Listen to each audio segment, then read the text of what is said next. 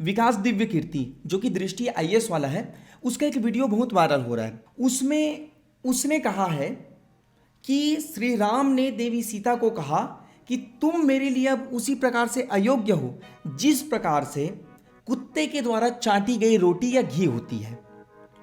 वो वीडियो आप थोड़ा देख लीजिए। हमने कहा रुको सीता रोगी, बोला शायद पूजा पाठ करनी होगी पहले कुछ।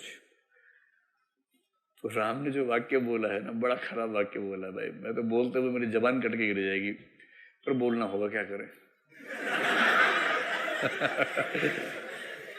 तो ऐसा वाक्य बोला है, और वो वाक्य ये है कि हे सीते, अगर तुम्हें लगता है कि युद्ध मैंने तुम्हारे लड़ा है तो तुम्हारी गलतफहमी है। युद्ध तुम्हारे लिए नहीं लड़ा है, युद्ध अपने कुल के सम्मान के लिए लड़ा है। और रही तुम्हारी बात, जैसे कुत्ते द्वारा चाटे जाने के बाद घी भोजन योग्य नहीं रहता है, वैसे तुम अब मेरे योग्य नहीं हो। अब वो जो कह रहा है वो सच कह रहा है, झूठ कह रहा है, क्या है उसका पड़ताल थोड़ी देर बाद करेंगे। लेकिन जैसे ही वीडियो वायरल हुआ तो जो विकास दिव्य कीर्ति के विरोधी थे वो बकने लग गए, अबे चमड़ी उधेड़ दो साले की, यार ऐसा कर दो वैसा कर दो, ये है वो है करके। उसके जो समर्थक थे वो बोलने लग गए कि अरे तुम कंडम हो, हमारे गुरुजी सही हैं। यहां पर आपकी श्रद्धा आस्था को कुछ समय के लिए, बस कुछ समय के लिए हटा के रख दो बाजू में। सबसे पहले अगर कोई टीचर है और वो कोई चीज बोल रहा है तो आप मुझे बताइए वो अपने मन से बोले तब सही है या फिर कहीं पर जो लिखा हुआ है रेफरेंस उसको दिखाकर बोले तब सही है। उसके कुछ समय बाद उसने कहा कि देखो जो मैं बातें रख रहा हूं वो अपने मन से नहीं रख रहा हूं बल्कि पुस्तक में लिखा हुआ है। पहली पुस्तक उसने दिखाई रामायण का उत्तरकांड। उत्तरकांड पूरा पूरा प्रक्षिप्त है, प्रक्षिप्त मतलब बाद में मिलाया गया है वाल्मीकि रामायण में। उसने ये भी वहां पर तर्क दिया कि उत्तरकांड को जो लोग प्रक्षिप्त बोलते हैं, मैं वो प्रक्षिप्त वाला विषय यहां पर नहीं रखूंगा, बस सारांश में बता रहा हूं। जो उत्तरकांड को प्रक्षिप्त बोलते हैं वो गलत है, क्योंकि देख लो ये सब तो उत्तरकांड को इंक्लूड किए हैं तो उत्तरकांड सही है करके। उसके लिए आप रामायण में प्रक्षेप करके मेरा वीडियो है उसको देख सकते हैं कि उत्तरकांड सच में वाल्मीकि रामायण का हिस्सा है या बाद में जोड़ा गया है। Back to our topic. Uttarakanda का श्लोक दिखाया जो कि पूरी तरह से अमान्य है। इसके बाद इसने ये तर्क रखा था कि मुझे बोलने की आज़ादी है। तो भैया बोलने की आज़ादी है इसका मतलब ये नहीं कि साला कुछ भी कुछ बोल दो। तुम टीचर हो, तुमने ये भी कहा कि मैं ट्विटर पर कम रहता हूं, पुस्तकों में ज़्यादा रहता हूं। अगर ऐसी बात है तो तुम अगर वो वाल्मीकि रामायण पढ़े होते तो तुम ऐसी बात नहीं करते। तुम्हें पता चल जाता कि भैया ये उत्तरकांड सच में प्रक्षिप्त है, लेकिन घंटा तुम्हारे पास समय नहीं है उसके लिए। तुम किसको पढ़ रहे हो? जो वाल्मीकि रामायण है उसको छोड़ के उसके ऊपर जो पुस्तक लिखी गई है, उसके ऊपर जो पुस्तक लिखी गई है, उसके ऊपर जो पुस्तक लिखी गई है, और कोई छोटा मोटा प्रोफेसर फिर उसके ऊपर पुस्तक लिख देता है, उसको तुम कोट कर रहे हो। और वो भी जेएनयू का वो प्रोफेसर है जिसको कोट कर रहा था। इसका स्क्रीनशॉट दिखा देता हूं मैं आपको। He said he was quoting from the book Varchasva evam Pratibodh written by a former JNU professor and UPSC member Purushottam Agrawal. भैया जेएनयू वही जगह है जहां पर नारे लगे थे भारत तेरे टुकड़े होंगे इंशाअल्लाह इंशाअल्लाह, जहां पर नारे लगे थे अफजल गुरु हम शर्मिंदा हैं तेरे कातिल जिंदा हैं। वहां का कोई व्यक्ति लिख रहा है तो कम से कम तुम्हें थोड़ा तो रिसर्च करना चाहिए कि हाँ भैया जो बोल रहा है हो सकता है वो गलत हो सकता है वो सही। कुछ तो रिसर्च करो, कुछ तो थोड़ी बहुत अपनी बुद्धि का प्रयोग करो, लेकिन घंटा नहीं। जो लिख दिया उसको लाके पटक देना है, वो भी बहुत बेशर्मी के साथ पटका है। मुझे मेन प्रॉब्लम जो हुई वो वहां पर हुई। पहला बात रिसर्च नहीं किया वो, दूसरा बात बहुत गंदी तरीके से उस चीज को प्रस्तुत किया है। उसको एक अच्छे तरीके से भी बोल सकता था कि यहां पर लिखा हुआ है ये रेफरेंस है करके, लेकिन नहीं। और रेफरेंस भी कहां से दिखाता है, एक और चीज छूट रहा था उसको भी बता देता हूं। रेफरेंस वो दिखा रहा है महाभारत से, महाभारत में प्रक्षेप, ये भी एक वीडियो है उसको भी देख लीजिए। महाभारत में ओरिजिनल में आप देखेंगे तो 10,000 के आसपास श्लोक मिलेंगे आपको, ओरिजिनल वाला महाभारत। लेकिन आज 1,30,000 से ज़्यादा श्लोक हैं, उसमें ये भी श्लोक है। उसमें लिखा क्या है मैं बता देता हूँ आपको। ये गीता प्रेस गोरखपुर वाली महाभारत है, उसमें अध्याय नंबर 291 श्लोक नंबर 13, सुवृत्ताम वाप्यहम त्वामत्य मैथिली नोत्सहे परिभोगाये श्वालृढ़ हवीर यथा। मिथिलेश नंदनी, तुम्हारा आचार विचार शुद्ध रह गया हो अथवा अशुद्ध, अब मैं तुम्हें अपने उपयोग में नहीं ला सकता। ठीक उसी तरह जैसे कुत्ते के चाटे हुए हविष्य को कोई भी ग्रहण नहीं करता। तो अगर बोला जाए तो यहां पर तो लिखा हुआ है, ये बात सही है, लेकिन ये प्रक्षिप्त है। प्रक्षिप्त मतलब इंटरपोलेटेड है, बाद में मिलाया गया है। इसको ये व्यक्ति आंख मूंद के मान रहा है, देखो यहाँ पर लिखा तो है, मैं यही चीज तो बोल रहा हूं, मुझे भी बोलने की आजादी है, फलाना है, ढिमका है। अबे कुछ पढ़ो भी तो। इसको अगर खोल के तुम पढ़ते तो तुम्हें पता चल जाता है कि ये प्रकरण विरुद्ध है। उसके बाद फिर अब तुम्हें ये सब बातें कहाँ समझ आएगी। भारत की जो एजुकेशन सिस्टम है वो तो ऐसे ही कंडम है। इसके बाद ऐसे ऐसे टीचर्स अगर आए तो आप सोचिए क्या होगा। और यही लोग अगर ऐसी कुछ बात उसमें लिखी हो, जैसे कि देखिए सनातन धर्म में हम सीधा सीधा बोलते हैं कि बलि प्रथा गलत है, धर्म के विरुद्ध है।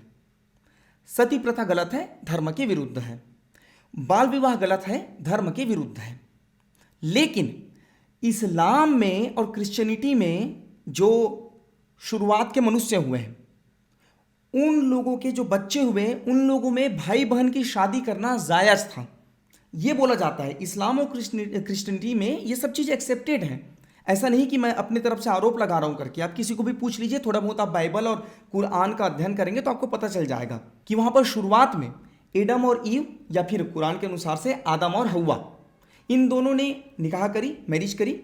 उसके बाद बच्चे पैदा किए और उन बच्चों ने एक दूसरे से शादी करी थी, और वहां से फिर बच्चे पैदा हुए, फिर वो एक दूसरे से शादी कर रहे हैं, ऐसा ऐसा करके फिर ये सृष्टि बनी। वो मान रहे हैं भाई बहन का शादी सही बोल रहे हैं।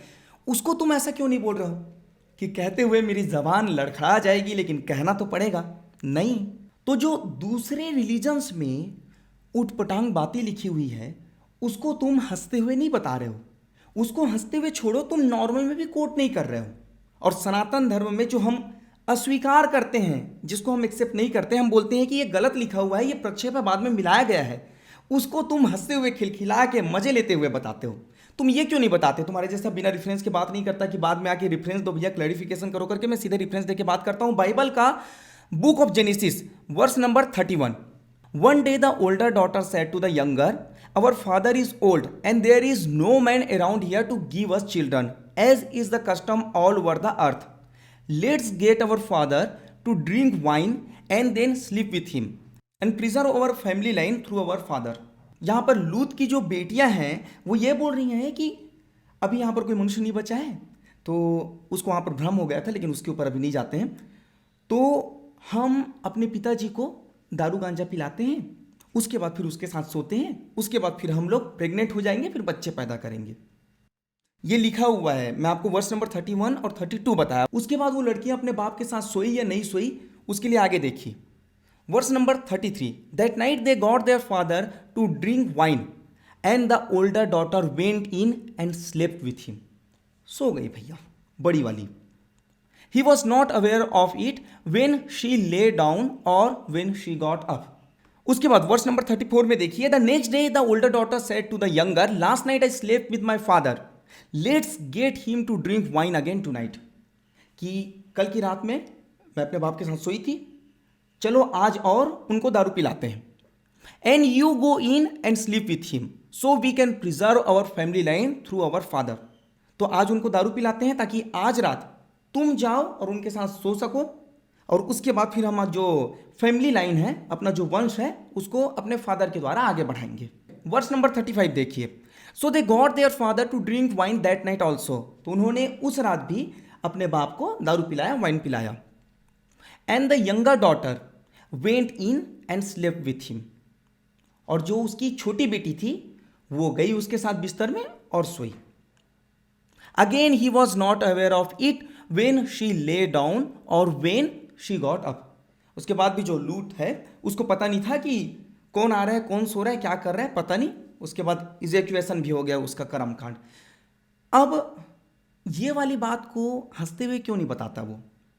और ये एक्सेप्टेड फैक्ट है, ये आप देख सकते हैं, रेफरेंस तो मैंने दिया है। उसके बाद देखिए, ये तो हो गया क्रिश्चियनिटी का। अब मैं आपको दिखाता हूँ इस्लाम से।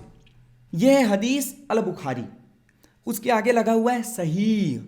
आप किसी इस्लामिक स्कॉलर को पूछिए कि किसी हदीस के आगे सही लगा है मतलब क्या होता है। इसका मतलब है वो ऑथेंटिक है, उसको वो लोग मानते हैं कि हाँ ये सही है करके। उसी का सही अल बुखारी का हदीस number 5134, that the prophet married her when she was 6 years old and he consummated his marriage when she was 9 years old. जब मोहम्मद पैगंबर अपने 50 वर्ष को पार कर चुके थे, 50-60 की उम्र में थे, तो 6 साल की आयशा से निकाह करते हैं, और जब वो 9 साल की होती है तो अपना मैरिज कंज्यूमेट करते हैं, अर्थात उसके साथ सेक्स करते हैं। तो कभी, और ये जो मैं बोल रहा हूँ आपको गलत लगे सही लगे मुझे नहीं पता, लेकिन आप किसी इस्लामिक स्कॉलर को पूछिए, किसी एक नॉर्मल मोमिन को पूछिए, वो बिल्कुल एक्सेप्ट करता है इस फैक्ट को कि हाँ ऐसा हुआ है करके, और वो लोग जस्टिफाई भी करते हैं कि हुआ है, सही हुआ है, मोहम्मद ने किया है तो सही किया है करके। अब देखिए कि क्या विकास दिव्य कीर्ति का हिम्मत यहाँ पर होगा कि वो इस लहजे में बोले मेरी ज़बान लड़खड़ा रही है, लेकिन जो लिखा है वो कहना तो पड़ेगा। और ये चीज़ फैक्ट है, मैं बार बार ये बोल रहा हूँ कि ये सब वो लोग एक्सेप्ट करते हैं। ऐसा नहीं कि नहीं भैया हम तो नहीं मानते, गलत लिखा है, ये प्रक्षिप्त है, जैसे कि हमारे में वो चीज़ प्रक्षिप्त था जिसको वो बोला कि देखो ये लिखा हुआ है करके, लेकिन यहाँ तो पूरा पूरा लिखा हुआ है। तो क्या है, लूत और जो उसकी बेटी के बारे में मैंने बताया, अभी दिखाया आपको रेफरेंस, और ये आयशा और मोहम्मद पैगंबर का निकाह और उसका फिर मैरिज कंज्यूमेशन वाला जो बात बताया, तो क्या विकास दिव्य कीर्ति उसको हंसते हुए बोल देगा? मुद्दा यहीं पर आता है कि वो वन साइडेड है। कोई चीज़ अगर सनातन धर्म में लिखा हुआ है या उसके ऐतिहासिक ग्रंथों में लिखा हुआ है, चाहे वो मिस इंटरप्रिटेटेड क्यों ना हो, गलत भाषांतरण क्यों ना हो, लेकिन उसको वो हंसी उड़ाते हुए बोल देगा, देखो क्या क्या लिखा है भैया, मजे करो वाला। लेकिन घंटा उसकी हिम्मत नहीं है कि इन चीज़ों को, अरे हंसते हुए छोड़िए, इन चीज़ों को बोलना भी, क्या बोला जाए, बोलना भी नहीं हो रहा है उससे। कभी अपने स्टूडेंट्स को बताया उसने ये सब चीज़, और लास्ट में फिर वो क्या बोल देगा, ये तो कोर्स में हिस्सा नहीं है, फलाना है, ढिमका है, ये वो करके वहाँ पर से छुट्टी ले लेगा। अब मुझे बताइए, उसके कोर्स में कई चीज़ें नहीं रहती, उसके बाद भी बताता है ना कि यहाँ का वो वहाँ का वो करके, कई बार एक नॉलेज के लिए बता देता है, या फिर एक मेंटल एक्सरसाइज के लिए, या फिर ये बोलें कि रिलेशन के लिए, जैसा भी, लेकिन बताता है। वो इस चीज़ों को क्यों नहीं बताता है? वो बोलता है कि ट्विटर से ज़्यादा मैं पुस्तकों में रहता हूँ। अगर पुस्तक में रहते तो तुमको अब तक ये चीज़ कैसे पता नहीं है? तो एक शिक्षक का क्या काम होता है? सबसे पहले वो किसी चीज़ को पढ़े, गलत है सही है वो बात की बात है, लेकिन सबसे पहले पढ़े। उसने पढ़ा इसको पता नहीं भैया, उन्हीं से पूछे। दूसरी बात, थोड़ा बहुत ये रिसर्च करे कि जो लिखा हुआ है वो ऑथेंटिक माना जाता है उनके फॉलोअर्स के द्वारा कि नहीं माना जाता है।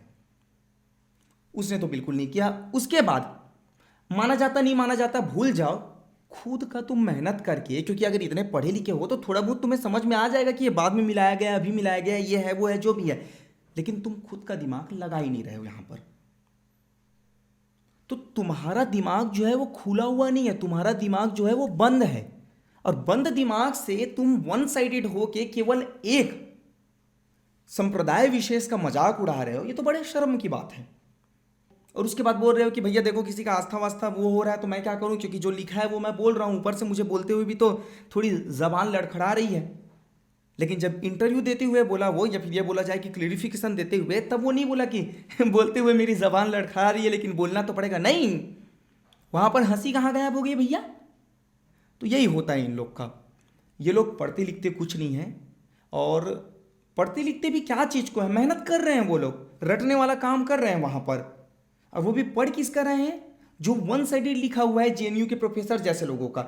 ओरिजिनल बुक को घंटा खोल के नहीं देखना है, देखना भी है तो केवल एक लाइन को, दो लाइन को, उसी के श्लोक बस को।